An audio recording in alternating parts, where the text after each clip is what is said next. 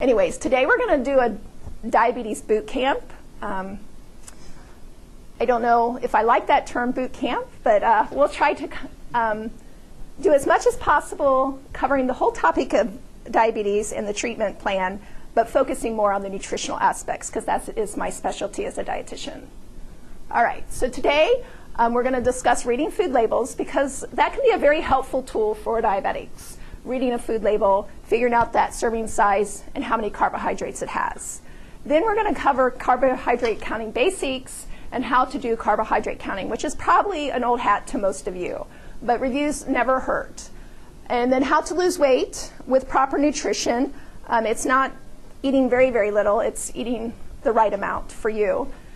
Planning and preparing healthy meals for your family. There's a few recipes in your workbook that I encourage you to try. They're really quick and easy on-the-go recipes, which leads into the next point. And then low carbohydrate recipes as well. Monitoring exercise as part of the prescription to diabetes management.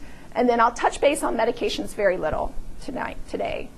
If you have more medication questions, I encourage you to ask Beth or the other staff here who are more the medication experts than me. So, all right, I need my notes. Make sure I don't miss anything.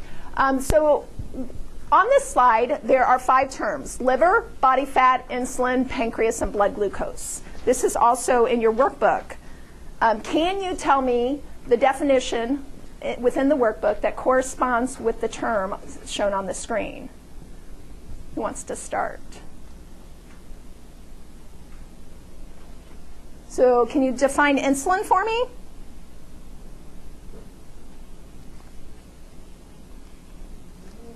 You guys promised me they would be interactive. Of all the definitions there. Pardon? Glucose? What about glucose? Is that, I don't know, is that the same as insulin? I don't know. No, it is not.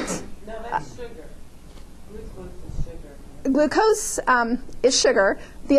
For blood glucose, it's the amount of glucose or sugar in your blood. So that's the definition of blood glucose. So that's what you're measuring with your AccuCheck machines. And then when Beth did hemoglobin A1Cs today, for a couple of you I saw, she's measuring an average of that blood glucose level because it marks your hemoglobin. What about the liver? Does anybody know the definition of the liver?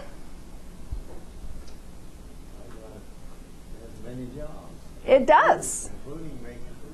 It does. Very good.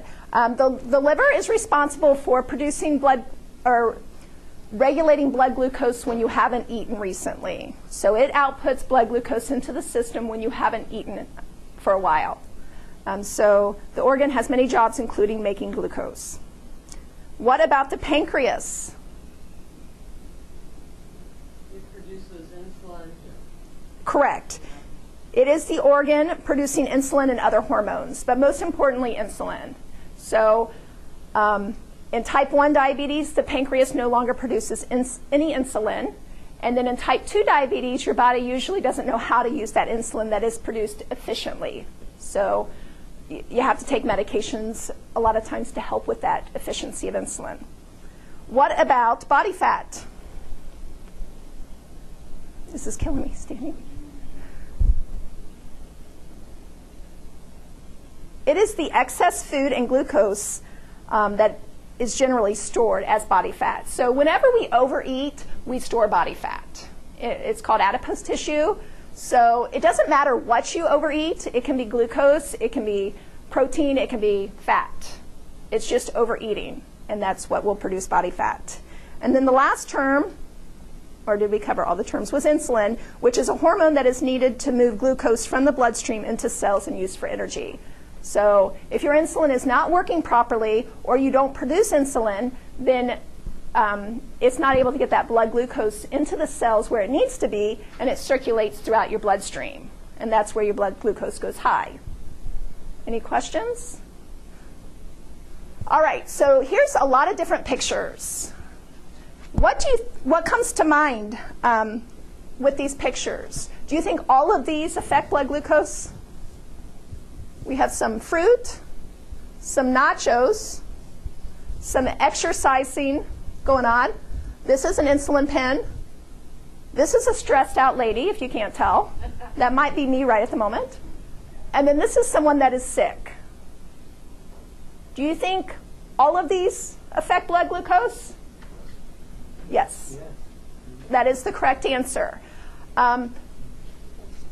Which two do you think lower blood glucose? There's two on the slide that actually lowers blood glucose.